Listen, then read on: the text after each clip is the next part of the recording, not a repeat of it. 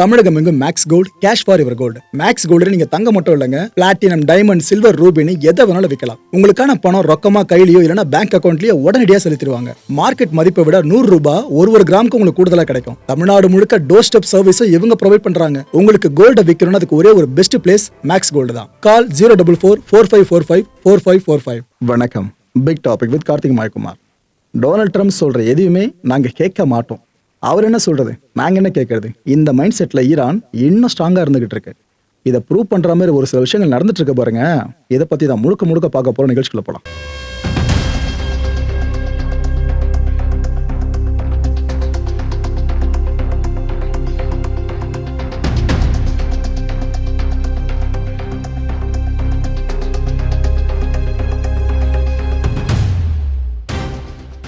The conditions கிட்டத்தட்ட ஒரு 15 அம்ச திட்டத்தை உள்ளடக்கின ஒரு ப்ரொபோசலை அமெரிக்கா கிரியேட் பண்ணிடுச்சு.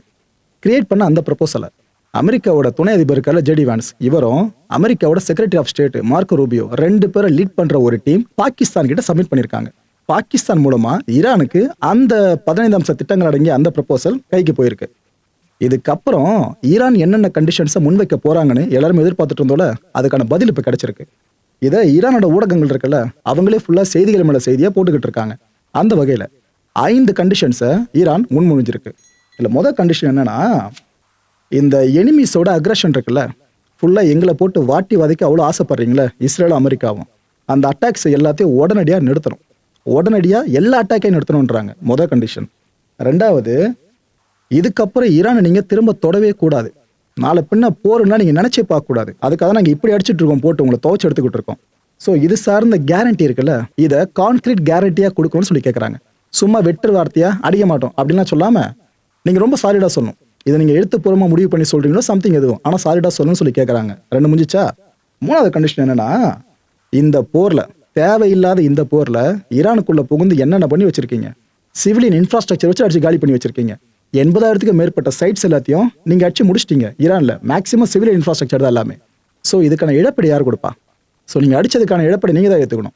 அதுக்கான காசு கொடுத்துருக்கீங்க எங்களுக்கு அப்படின்னு கேட்டிருக்காங்க. 4வது கண்டிஷன், எல்லா ஃப்ரெண்ட்ஸ்லயும் நீங்க எடுத்துட்டு இருக்க இந்த இனிஷியேட்டிவ் இருக்குல்ல, வார் இனிஷியேட்டிவ், அதை ஸ்டாப் பண்ணுங்கன்றாங்க. ப்ரோ, அப்ப ஈரான்ல மட்டும் தான் சொல்லணும்னு கேட்டீங்கன்னா, ஈரானோட ப்ராக்சிஸ் இருக்க நாடுகள் இருக்குல்ல, அங்க வரைக்கும் இறங்கி அடிச்சிட்டு இருக்காங்க. பார்த்தீங்கன்னா குறிப்பா லெபனான், இஸ்ரேல் அடிச்சிட்டு இருக்குல்ல, அது எல்லாத்தையும் ஸ்டாப் பண்ணணும்னு சொல்லி கேட்கறாங்க. ஸோ ப்ராக்சிஸை ஈரான் கைவிடாதுன்றது மட்டும் இந்த கண்டிஷன் மூலமா தெளிவா தெரியுது. அண்ட் 5வது முக்கியமான கண்டிஷன் என்ன தெரியுமா? இந்த ஹார்முஸ் பகுதி இருக்கு பாருங்க, இதை ஈரானோட இறையாண்மைக்கு உட்பட்ட பகுதியா சர்வதேச நாடுகள் அங்கீகரிக்கணும். இந்த பிரச்சனை முடிஞ்சதுக்கு அப்புறம் ஹார்முஸை ஈஸியா நம்ம பயன்படுத்திக்கலாம்னு யாரும் நினைச்சிடக்கூடாது. நீங்க அங்கீகரிச்சிருங்க. ஏன்னா நீங்க ரெக்கக்னைஸ் பண்ணாதான் நாங்க பண்ற விஷயங்கள் லெஜிட்டிமேட்டா பார்க்கப்படும். அப்படி இல்லைன்னா இது இல்லீகல்னு சொல்லி திரும்ப 4 பேர் நீங்க பிரச்சனை பண்ணுவீங்க. ஸோ இந்த 5 கண்டிஷன்ஸ்ல ஒன்று மிஸ் ஆனா கூட நாங்க இதுக்கு ஒத்துக்க மாட்டோம் போர் நிறுத்ததுக்கு அப்படின்ட்டு ஈரான் ஊடகங்கள் மூலமா இவ்வளவு செய்திகள் வெளியே வந்துட்டு இருக்கு. Right. High ranking diplomatic source, இப்போ அல்ஜசீரா இருக்காங்களே, அவங்க கிட்ட ஒரு விஷயத்த சொன்னதா ஒரு தகவல் வெளியா இருக்கு.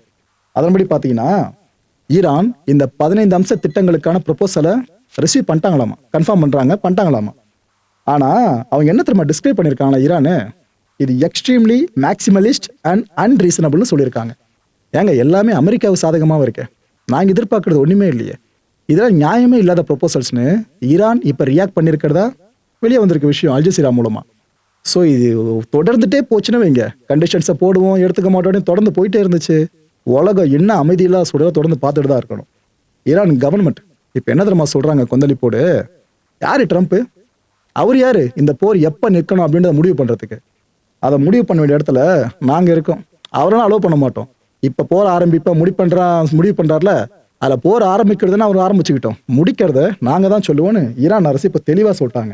அது மட்டும் இல்ல, இந்த ப்ரொபோசல்ஸ் ஒன்னொன்னா தூக்கிட்டு வராங்கல்ல, அதுல எங்களுக்கும் ஃபேவரான விஷயங்கள் இருக்கணும். ப்ரொபோசல்லாம் அப்படிதான் இருக்கணும். அதை விட்டு எல்லாமே அமெரிக்காவுக்கான விஷயமா இருந்துச்சுன்னா அவங்க எதுக்காக இந்த பேச்சுவார்த்தைன்ற பேர்ல உலகத்தை ஏமாத்தணும்? எங்ககிட்ட பேசிக்கிட்டே இருக்குன்னு சொல்லணும். அவங்கள வச்சுக்க வேண்டிய ப்ரொபோசல்ஸ்னு ஈரான் அரசு இப்ப இவ்வளவு கோபமா பேசியிருக்காங்க. ஸோ ஒன்னு தெளிவா புரியுதா? அமெரிக்கா போட்டிருக்க கண்டிஷன்ஸை ஈரான் முற்று முழுக்க ஏத்துக்கல. இதுதான் தெளிவா இங்க புரியுது. ஒயிட் ஹவுஸ் இப்ப என்ன தெரியுமா ஸ்டேட்மெண்ட் விட்டுருக்காங்க, கிட்டத்தட்ட இந்த கேஜிஎஃப் படத்துல ஹீரோவுக்கு பயங்கரமா பில்டப் பண்ணுவாங்கல்ல, அந்த மாதிரி தான் ட்ரம்ப்பை பில்டப் பண்ணி ஸ்டேட்மெண்ட் விட்டுருக்காங்க. என்ன சொல்றாங்க தெரியுமா? ஈரானோட எனர்ஜி இன்ஃப்ராஸ்ட்ரக்சர்ஸை நாங்க கடந்த 3 நாட்களா தொடவே இல்லை, அட்டாக்கே பண்ணல. எதுக்காக? சரி இந்த 5 நாட்கள் கெடு கொடுத்துருக்கோமே, அதுக்குள்ள பேச்சுவார்த்தை நடத்தி சுமூக முடிவை எட்டலாம் அப்படின்ற நல்ல எண்ணத்துல தான் நாங்க இதை பண்ணாம இருக்கோம். இன்னும் நீங்க மட்டும் இந்த டீலை ஓகே பண்ணல, திரும்ப திரும்ப சண்டை தான் தீர்வுன்னு நீங்க நினைச்சிட்டு இருந்தீங்க, நாங்க அதுக்கப்புறம் சும்மா இருக்க மாட்டோம். இது வரைக்கும் உங்களை அடிச்சதெல்லாம் அடியே இல்லை, இதை விட பெரிய கான்சிக்வன்சஸை நீங்க ஃபேஸ் பண்ற மாதிரி இருக்கும். அதுக்கு ரெடினா நீங்க இந்த டீல்லாம் ஓகே சொல்லாம நோ சொல்லிட்டு போங்க அப்படின்னு ஒயிட் ஹவுஸ் சொல்லியிருக்கு. அதுக்கப்புறம் சேர்த்த ஒரு லைன் தான் ஹைலைட்டு. எங்க தலைவர் ட்ரம்ப்பை பொறுத்த வரைக்கும் சும்மா மிரட்டுறவர் மட்டும் கிடையாது, அச்சு முடிச்சிடுவார் மொத்தமா, ஒட்டு மொத்தமா. ஸோ மற்ற தலைவர்கள் மேலே மிரட்டல் மட்டும் விடுக்கிற தலைவரை ட்ரம்ப்பை பார்க்காதீங்கன்னு அவ்வளோ பெரிய பில்டப் கொடுத்துருக்காங்க. அதான் பார்த்துக்கிட்டு இருக்கோம் இவ்வளோ நாளா. ஏதோ ஈரானை ஒட்டு மொத்தமாக அன்கண்டிஷன் சரண்டர் அடைய செஞ்சிருவோன்ட்டு என்ன சொன்னீங்க, ஆனால் இப்போ பண்ண முடிஞ்சுதா? ஸோ தெரியுது இப்போதான் வெட்ட வெளிச்சமாக ஒன்றும். டர்க்கி இவங்க இப்போ என்ன பண்ணியிருக்காங்க, ஈரானில் இஸ்ரேலோட தொடர் தாக்குதல்கள் இருக்குல்ல, இதை கடுமையாக கண்டிச்சிருக்காங்க. இன்னொரு பக்கம் ஈரானை இஸ்ரேல் அடிச்சுக்கிட்டு இருக்கு. நான் அதையும் அங்கே பதிவு பண்ண விரும்புகிறேன். ஒரு பக்கமோட சேதம் கிடையாது, 2 பக்கமும் சேதங்கள் தான். இந்த ஒரு விஷயம் இருக்குல்ல, ஏன்னா ஈரானுக்கு யார் யாரெல்லாம் இப்போ ஆதரவாக நிற்கிறாங்களோ அவங்க பக்கம் ஈரான் ஒரு ஸ்டாண்ட் எடுத்துட்டு இருக்கு. ஓகே இவங்களாம் நம்ம ஃப்ரெண்ட்லி நேஷன் அப்படின்னு அவங்களுக்கான ஃபேவரை பண்ணி கொடுத்துட்டு இருக்காங்க. உதாரணத்துக்கு ஸ்ரீலங்கா. அமெரிக்கா எவ்வளோ கேட்டோம், ஸ்ரீலங்கா அந்த அமெரிக்க விமானங்கள் வந்து இறங்குற மாதிரி ஃபெசிலிட்டியே பண்ணியே தரல, நோ சொல்லிட்டாங்க. அமெரிக்கா கிட்டே நோ சொல்லிட்டாங்க. இதில் ஈரான் மனம் குளிர்ந்து என்ன பண்ணிச்சு, இவ்வளோ பெரிய விஷயத்த பண்ணியிருக்கீங்க ஸ்ரீலங்கா, ஒரு குட்டி தீவு நாடு இவ்வளோ பெரிய விஷயத்த பண்ணியிருக்கீங்க, உங்களுக்கு எக்ஸ்ட்ரா எதனா ஆயில் வேணுமா சொல்லுங்க நாங்கள் கொடுக்குறோம், ஹார்மூஸ் எல்லாம் கப்பல் இருக்கா உங்களுது, நாங்கள் உடனே அமுச்சு வைக்கிறோன்னு அவ்வளோ தூரம் பேசினாங்க. ஸ்ரீலங்காவுக்கும் ஈரானுக்கான உறவை அடுத்த லெவலுக்கு கொண்டு போகிற மாதிரி அந்த ஒரு ஸ்டேட்மெண்ட் அமைஞ்சிருந்துச்சு. இப்போ அதே மாதிரி தான் டர்க்கியை பார்க்க ஆரம்பிச்சிருக்க ஈரான் நன்றி சொல்லியிருக்காங்க. ஈரானோட அதிபர் நன்றி சொல்லியிருக்காரு. நல்ல விஷயங்க. இந்த நேரத்தில் எந்த பக்கம் நியாயம் இருக்குன்னு புரிஞ்சுக்கிட்டு எங்கள் பக்கமாக நிற்கிறீங்களே டர்க்கி, உங்களுக்கு நன்றிகள். இஸ்ரேலை கண்டிச்சிருக்கீங்களா, அங்கே நிற்கிறீங்க நீங்கள் அப்படின்னு அவங்க சொல்லியிருக்காங்க. இன்னொரு பக்கம் ப்ளூம்பர்க் இருக்குல்ல, அவங்க என்ன செய்தி ரிப்போர்ட் பண்ணியிருக்காங்கன்னா, டர்க்கி கேட்டிருக்காமா, அதாவது Saudi Arabia, United Arab Emirates, Qatar, இன்னும் பல தரப்பு, மிடில் ஈஸ்ட்ல இருக்க பல தரப்புகள் எல்லார்கிட்டையும் என்ன கேட்டிருக்காங்களாமா, அமெரிக்கா ஈரானோட பேச்சுவார்த்தை இருக்குல்ல, இதுல எங்கேயுமே துண்டு வந்துடக்கூடாது, உங்களோட செக்யூரிட்டியும் நீங்க காம்ப்ரமைஸ் பண்ணிடக்கூடாது, இதுக்கெல்லாம் சேர்த்து வச்சு பொறுமையா பேசுங்க. சும்மா உங்களை ஈரான் அடிச்சிருச்சு சொல்லிட்டு இப்போ போயிட்டு பிரச்சனை பெருசாகி விட்டீங்கன்னாக்கா வேணாம், அதெல்லாம் தேவையில்ல. ஸோ பொறுமையா பேசுங்கன்னு டர்க்கி அட்வைஸ் பண்ணியிருக்கிறதா இப்போ ப்ளூம்பர்க் ரிப்போர்ட் பண்ணியிருக்காங்க. ஓகே, ஈரானோட ஃபாரின் மினிஸ்டர் அப்பாஸ் பயங்கரமா பேசியிருக்காருங்க. இப்போ எனக்கு தெரிஞ்சு அமெரிக்காவோட அடுத்த டார்கெட்டா, ஒருவேளை இந்த டீல் கை கூடல அப்படின்னா அமெரிக்காவோட அடுத்த டார்கெட்டா கண்டிப்பா இவர் தான் இருப்பார்னு நினைக்கிறேன். அப்பேற்பட்ட அளவுக்கு பேசியிருக்காரு. அமெரிக்கா இதுக்கு முன்னாடி என்ன சொல்லுச்சு, நிபந்தனையற்ற சரணடைதல், இதைத்தான் ஈரான் கிட்ட எதிர்பார்க்கறதா அவ்வளோ ஆபாசா பேசினாங்க. ஆனா இப்ப என்ன நடந்துட்டு இருக்கு, பேச்சுவார்த்தைக்கு வாங்க வாங்கன்னு எங்களை அவங்க அழைச்சிக்கிட்டு இருக்காங்க. அப்ப அவ்வளோ கெத்தா பேசினவங்க இப்போதைக்கு இவ்வளவு தூரம் கீழே வந்திருக்கணும். ஸோ இதுல இருந்து உலக மக்களுக்கு தெரியலையா, இந்த போர்ல ஜெயிச்சிட்டு இருக்கிறது ஈரான் மட்டும்தான். அமெரிக்கா வார்த்தைகள்ல மட்டும் தான் ஜெயிச்சுக்கிட்டு இருக்கு. இட் மீன்ஸ் ட்ரம்ப் அங்கங்க சொல்லுவார்ல, நம்ம தான் ஜெயிச்சிட்டு இருக்கோம், வெறும் வார்த்தைகளை மட்டும் தான் ஜெயிக்கிறாங்க. உண்மையான போர் வெற்றியாளர் நாங்க தான் சொல்றாங்க. டு பி ஃப்ராங்க், ஒரு போர்னு வந்தால் வெற்றியாளரே கிடையாது, மக்களோட உயிரெடுத்து அதுக்கப்புறம் வெற்றி தோல்வின்னு கொண்டாடினா பிரயோஜனம். சரி ரைட், இதை சொல்லிட்டாரா, இதுக்கப்புறம் என்ன சொல்றாரு, இது வரைக்கும் அமெரிக்கா கூட எந்த ஒரு பேச்சுவார்த்தையும் நடக்கலன்ட்டு திரும்ப சொல்லியிருக்காரு. ப்ரோ இப்போ இந்த ப்ரொபோசல்ஸ்லாம் போயிடுச்சுனீங்களே, குழப்பமா இருக்குன்னு கேட்டீங்கன்னா தெளிவுபடுத்துறேன். அமெரிக்கா இந்த மெசேஜஸ் எல்லாத்தையுமே மீடியேட்டர்ஸ் மூலமா தான், டிஃபரெண்ட் மீடியேட்டர்ஸ், இதை முக்கியமாக மைண்டில் வச்சுங்க. பாகிஸ்தான் மட்டும்தான் மீடியேட் பண்ணுதுன்னு பல பேர் சொல்றாங்களே, அவங்க மட்டும் இல்லை, இன்னும் சில நாடுகளும் உள்ள மீடியேட்டர்ஸாக செயல்படுறாங்க போல இருக்கு. ஆனால் அமெரிக்கா இந்த கிளைமை யாருக்கு கொடுக்க விரும்பும், இந்த கிரெடிட்ஸை பாகிஸ்தானுக்கு தானே, அதான் அவங்க கொடுத்துட்டு இருக்க மாதிரி இருக்கு. ஸோ டிஃப்ரெண்ட் மீடியேட்டர்ஸ் மூலமாக மெசேஜஸ் பாஸ் பண்ண போயிட்டு இருக்கு எங்களுக்கு. ஸோ இது வரைக்கும் மீனிங்ஃபுல் நெகோசியேஷன் அப்படின்ற ஒன்று அமெரிக்கா கூட நேரடியாகவோ மறைமுகமாகவோ நடக்கவே இல்லைன்ட்டு தெளிவாக சொல்கிறாங்க. யார், ஈரானோட ஃபாரின் மினிஸ்டர். நாங்கள் எதிர்பார்க்கறதுல ஒன்று தான், இந்த போரை முழுமையாக நிறுத்தணும், உலகம் மீது திரும்ப கொண்டு வரணும். அப்படின்னாக்கா காம்பன்சேஷன், இழப்பீடு கொடுத்துட்டு போயிடுங்க. இவ்வளோ சேதங்களை ஏற்படுத்திருக்குன்னு அது இழப்பீடு கொடுத்துருங்க, நாங்கள் ஓகே சொல்கிறோன்னு அவங்க சொல்லியிருக்காங்க. ஸோ ஈரான் இப்போ எங்கே வந்து நிற்கிறது தெரியுது, அல்டிமேட்டா அமெரிக்கா மட்டும் இந்த போருக்கு செலவு பண்ணுறத ஈரானுக்குன்னு கொடுத்துட்டாங்கனாக்கா பிரச்சனை முடிஞ்சது. ஆனால் அமெரிக்கா கொடுக்கும், பாப்பா என்ன ஆகுதுன்ட்டு. சில நாடுகள் இன்னும் நாங்கள் அவங்கள ஃப்ரெண்ட்லி நேஷன்ஸாக தான் கன்சிடர் பண்ணிட்டு இருக்கோம். அந்த நாடுகளோட கப்பல்கள் இருக்குல்ல, அதை மட்டும்தான் ஹார்முஸ் வழியாக கடக்க நாங்கள் அனுமதிச்சுட்டு இருக்கோம்னு சொல்கிறாங்க. அப்போ எதிரி நாடுகளோட கப்பல்களை, ஸோ அவங்களே சொல்லிட்டாங்க ஆன்சர், மக்களே தெளிவாக புரிஞ்சிருக்கும். இதில் சைனா, ரஷ்யா, நம்ம இந்தியா, ஈராக், பாகிஸ்தான், இது மாதிரி பல நாடுகளோட கப்பல்களை ஹார்முஸ் வழியாக கடக்கிறதுக்கு நாங்கள் அலோவ் பண்ணுறோன்னு சொல்லியிருக்காங்க. இந்திய மக்களே, இது உங்களுக்கான பெரிய செய்தி. ஏன்னா எல்பிஜி சார்ந்து எவ்வளோ பேர் தவளை நம்ம இங்கே ஃபேஸ் பண்ணிக்கிட்டு இருக்கோம். கப்பல்களை கடக்க முடியல, வெசல்ஸ்லாம் அங்கேயே ஹோல்டாக இருக்குன்னு. இந்த பிரச்சனை இனிமேல் இருக்காதுன்னு நினைக்கிறேன். அலோவ் பண்ணுறாங்களாம், அதை அவங்களே இப்போ சொல்லியிருக்காங்க. ஆனால் அந்த எதிரி நாடுகளோட கப்பல்கள் இருக்குல்ல, இதை நாங்கள் ஹார்முஸ்ல இருந்து அலோவ் பண்ணணும்னாக்கா என்ன ஒரு சாலிடான ரீசன் இருக்கு? எதுவுமே இல்லையே. எங்களை வந்து அடிப்பீங்க, உங்கள் கப்பல்களை அலோவ் பண்ணிவிடுமா அப்படின்ட்டு ஈரானோட எஃப்எம் இப்போ கேட்டிருக்காரு. இன்னொரு பக்கம் இன்னொரு நாடு சார்ந்த சொல்லிடுறேன், தாய்லாந்து. தாய்லாந்தோட ஒரு பெரிய ஷிப்புங்க, ஒரு ஆயில் டேங்கர், அதுவும் ஹார்மோஸ் பகுதியில் சிக்கி இருந்துச்சு. நல்ல வேலை அது இப்போ சேஃபாக ஹார்மோஸை பாஸ் பண்ணி வெளியே வந்துருச்சு. ஆக்சுவலாக அது தாக்குதல் நடத்தி மிஸ் ஆகி வந்த கப்பல்னு நினைக்காதீங்க. ஈரான் மனசு வச்சு அனுப்பி விட்டுருக்காங்க, சரி போங்க இந்த கப்பலை கொண்டு போங்க அப்படின்ட்டு. இந்த விஷயத்த நானா சொல்லலைங்க, தாய்லாந்து கவர்மெண்ட்டே கன்ஃபார்ம் பண்ணியிருக்காங்க. ஆமாங்க, நாங்கள் வந்து ரெக்வஸ்ட் பண்ணோம், டிப்ளமேட்டிக்காக ஈரான் கிட்ட கேட்டோம், எங்கள் நாட்டு மக்கள் ரொம்ப பாவம், இந்த கான்ஃப்ளிக்டை நாங்கள் எந்த சார்பும் எடுக்கல, எங்களோட கப்பலை ப்ளீஸ் அங்கேருந்து போக வைக்க முடியுமான்னு கேட்டிருந்தோம். அதுக்கப்புறம் தான் இது நடந்திருக்கு அப்படின்ட்டு தாய்லாந்து அரசு இப்போ கன்ஃபார்ம் பண்ணியிருக்காங்க. மக்களை ஒரு விஷயம் தெளிவாக புரியுதா, தான் கெத்து அப்படின்றத உலகத்துக்கே ப்ரூவ் பண்ண அமெரிக்கா அவ்வளோ ட்ரை பண்ணிட்டு இருக்கு. ஆனால் நடக்கிறது என்ன பார்த்தீங்களா, ஈரானை பற்றி நமக்கு இருந்த ஒரு பிம்பம் இருக்குல்ல, பவர்ஃபுல் கண்ட்ரிப்பா அப்படின்ட்டு, அது இன்னும் 10 மடங்கு பவர்ஃபுல்ன்ற மாதிரி தான் நம்ம யோசிக்க வச்சிருக்க அமெரிக்கா. இவங்க பண்ண விஷயம் ஈரானுக்கு சாதகமாக அமைஞ்சிட்டு இருக்கு. இதில் இன்னொரு பெரிய விஷயங்க, சும்மா இருந்த சங்கான ஹார்மூஸை அமெரிக்கா ஊதிக்கு எடுத்த மாதிரி ஆயிடுச்சு. ஈரானோட பார்லிமெண்ட்ல ஒரு புதிய மசோதாவை தாக்கல் பண்றாங்க. அந்த மசோதா உருவாக்கிட்டாங்க, இப்போ தாக்கல் பண்ண போறாங்க. அதில் என்ன தெரியுமா சொல்றாங்க, இதுக்கப்புறம் ஹார்மூஸ் வழியா எந்த நாட்டோட கப்பல் போனாலும் சரி, கிராஸ் பண்ணாலும் சரி, ஒரு அமௌண்ட்டை கட்டணும்.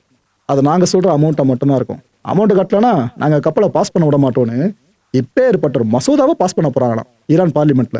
இந்த விஷயம் இப்போ வெளியே வந்திருக்கு. ஸோ ஒழுங்காகவே இருந்திருக்கும் மக்கள். அந்த ஹார்மூஸ் தேவையில்ல முன்ன வேலை பண்ணி வச்சிருக்காங்க பார்த்தீங்களா, அமெரிக்கா பண்ண வேலையால் உலகமே இப்போ தண்டனை கட்டுற மாதிரி இருக்கு. அதுவும் ஈரான் இதை ஜஸ்டிஃபை பண்ணி தான் சொல்றாங்க. ஒரு நாட்டை கடக்கணும்னா எல்லா நாடுகளும் சார்ஜஸ் வாங்குறாங்களே, இதைத்தான் நாங்களும் பண்ணணும்னு சொல்றோம். இதனால தான் எங்கள் இறையாண்மைக்கு உட்பட்ட பகுதியாக ஹார்மூஸை ரெக்கக்னைஸ் பண்ணணும்னு நாங்கள் கேட்டிருக்கோம். இதில் என்ன தப்பு இருக்குன்னு ஈரான் இப்போ ஸ்டாண்ட் எடுத்திருக்கு. இதுக்கு மத்தியில் ராய்ட்டர்ஸ், இந்த செய்தி சேவை நிறுவனம் இப்போ என்ன தெரியுமா செய்தி வெளியிட்டிருக்காங்க, இந்தியா ஈரான் கிட்ட இருந்து பல வருஷங்கள் கழிச்சு எல்பிஜியை வாங்க ஆரம்பிச்சிட்டாங்கன்னு போட்டிருக்காங்க செய்தியை. இன்னும் இந்திய அரசு உறுதிப்படுத்தணும். ஆனால் அந்த விஷயம் உண்மையாக இருக்கும் பட்சத்தில் ரிலாக்ஸேஷன் நம்மளுக்கு கிடைக்கும். மக்களே, இந்தியாவில் ஏற்பட்டிருக்க பெரிய பதட்டம் இருக்கல எல்பிஜி சார்னு, அந்த தலைவலி கொஞ்சம் தீரும். இது என்ன தெரியுமா காரணமாக சொல்கிறாங்க, இந்த கான்ஃப்ளிக்டான சிச்சுவேஷனை பயன்படுத்தி அமெரிக்கா இந்த சாங்ஷன்ஸ்லாம் லிஃப்ட் பண்ணாங்க. ஞாபகம் இருக்கா, ஈரானோட இந்த எல்பிஜி சார்ந்து ஆயில் சார்ந்து சாங்ஷன்ஸை லிஃப்ட் பண்ணாங்க. ஸோ இதை பயன்படுத்திக்கிட்டு தான் இந்தியா இப்போ ஈரான் கிட்ட இருந்து இந்த எல்பிஜியை வாங்கி இருக்கிறதா சொல்லியிருக்காங்க. ஃபர்ஸ்ட் கார்கோ ரீச் ஆயிடுச்சான் இந்தியாவை. இந்த விஷயத்த ராய்ட்டர்ஸ்ல சொல்லியிருக்காங்க. ஸோ இப்போ நீங்கள் தெரிஞ்சுக்க வேண்டிய விஷயம் என்ன பார்த்தீங்கன்னா, நாம ஈரான் கிட்ட இருந்து கடைசியாக எனர்ஜி சார்ந்த விஷயங்களை வாங்கினது 2019 வருஷம். அதுக்கப்புறம் நாம் எதுவுமே வாங்கலை. அதுக்கு காரணமும் அமெரிக்கா தான். இந்த வெஸ்டர்ன் கண்ட்ரிஸ் கொடுத்தா நம்மளுக்கான அழுத்தம் இருக்குல்ல, ஈரான் கொடுத்து இப்போலாம் ட்ரேட் பண்ணக்கூடாதுன்னு, அதனால நாம அதை கட் பண்ணி விட்டுருந்தோம். இப்போ அதே வெஸ்டர்ன் கண்ட்ரிஸ் ஆரம்பிச்ச பிரச்சனையால தான் நாம ஈரான் கிட்ட இருந்து இந்த ஃபர்ஸ்ட் கார்கோ இப்போ பெற்றிருக்கோன்ட்டு சொல்லியிருக்காங்க. எல்பிஜி பேஸ் பண்ணது. இந்த பெட்ரோல் டீசல் விலையே குறையாது இந்தியாவில், அதுக்கெல்லாம் வாய்ப்பே இல்லை அப்படின்னு எவ்வளோ பேர் வாய்க்கிலேயே பேசிட்டு இருந்தாங்க. ஆனால் ஆரம்பத்தில் டே ஒன்லேருந்து சொல்லிட்டு இருக்கிறது, கண்டிப்பாக ஜியோ பாலிட்டிக்ஸ் நம்ம உள்ளூர் வரைக்கும் தாக்கும்னு சொல்லிட்டு தான் இப்போ தாக்கியிருக்கு. இந்த நயாரா பங்க்ஸ் இருக்குல்ல, இங்கே விலை ஏற்றிட்டாங்க. இது ஆரம்பம் தான். இதுக்கப்புறம் இந்த கான்ஃப்ளிக்ட் பெருசாக போகுதுன்னா இன்னும் விலையேற்றத்தை பல பேரும் பண்ணுவாங்க. 1 லிட்டர் பெட்ரோலோட விலை ₹5.30 ஏறி இருக்கு. எவ்வளோ தெரியுமா 1 லிட்டர் பெட்ரோலுங்க? ₹107.93. டீசல் ₹3 ஏறி இருக்குங்க லிட்டருக்கு. இனிமேல் டீசலோட விலை 1 லிட்டர் ₹97.22. எங்க இந்த நயாரா பங்க்ஸ் இருக்குல்ல, அங்கே மட்டும் சொல்கிறேன். மக்களை இந்த கான்டென்ட்டை பொறுத்திருக்கு நாமெல்லாம் சிந்திக்க வேண்டியது ஒரே ஒரு விஷயம் தான். ஈரானை அமெரிக்கா ரொம்ப ரொம்ப குறைச்சி மதிப்பிட்டு இருக்கு. இவங்க நினைச்சா என்ன உலகம் முழுக்க பொருளாதார ஸ்தம்பிதனை ஏற்படுத்திட முடியும் நினைச்சிட்டாங்களோ என்னவோ. அவரோட இம்பாக்ட் இப்போ பார்த்துட்டு இருக்கோல. அடுத்த நிகழ்ச்சி சந்திக்கலாம். நன்றி, வணக்கம். தமிழகம் எங்கும் Max Gold, cash for your gold. Max Gold நீங்க தங்க மட்டும் இல்லைங்க, பிளாட்டினம், டைமண்ட், சில்வர், ரூபினி எதை வேணாலும் விற்கலாம். உங்களுக்கான பணம் ரொக்கமா கையிலயோ இல்லைன்னா பேங்க் அக்கௌண்ட்லயோ உடனடியாக செலுத்திடுவாங்க. மார்க்கெட் மதிப்பை விட ₹100 ஒரு கிராமுக்கு உங்களுக்கு கூடுதலா கிடைக்கும். தமிழ்நாடு முழுக்க டோர் ஸ்டெப் சர்வீஸை இவங்க ப்ரொவைட் பண்றாங்க. உங்களுக்கு கோல்ட விற்கணும்னு அதுக்கு ஒரே ஒரு பெஸ்ட் பிளேஸ் மேக்ஸ் கோல்டு தான். கால் 04445454545. என் அன்பார்ந்த மாயம் ஸ்டுடியோஸ் நேயர்களே, மாயம் பக்தின்னு ஆன்மீகத்துக்காக பிரத்யேகமா ஒரு சேனலை கொண்டு வந்திருக்கோம். மறக்காம சப்ஸ்கிரைப் பண்ணி அந்த சேனலுக்கு உங்களோட ஆதரவை மனப்பூர்வமா தெரிவிங்க. வணக்கம் மாயம் ஸ்டுடியோஸ் நண்பர்களே. மாயம் ட்ரெண்ட்ஸ் அப்படின்ற ஒரு புதிய ஃபேஸ்புக் பேஜை ஓப்பன் பண்ணியிருக்கோம். நீங்கள் யூடியூப்பில் பார்த்துட்டு இருக்கீங்களா நம்மளோட கான்டென்ட்ஸ்லாம், இதெல்லாம் விட ஒரு படி மேலே ரொம்ப கிறிஸ்பாகவும் ரொம்ப சூப்பராகவும் நிறைய கான்டென்ட்ஸ் உங்களுக்கு இந்த பேஜில் காத்துட்ருக்குங்க. ஸோ உடனடியாக ஃபேஸ்புக் பிளாட்ஃபார்ம் போங்க, மாயம் ட்ரெண்ட்ஸ்னு டைப் பண்ணி சர்ச் பண்ணி நம்ம பேஜை ஃபாலோ பண்ணுங்கள். அப்படியே நம்ம சேனலையும் நீங்கள் சப்ஸ்கிரைப் பண்ணிட்டீங்க அப்படின்னா இன்னும் நிறைய புது புது கான்டென்ட்ஸை உங்களுக்காக ப்ரொடியூஸ் பண்ணி கொடுத்துக்கிட்டே இருப்பாங்க. நீங்கள் பண்ணுற ஒவ்வொரு சப்ஸ்கிரிப்ஷனும் எங்களுக்கு பெரிய மோட்டிவேஷனாக அமையும்.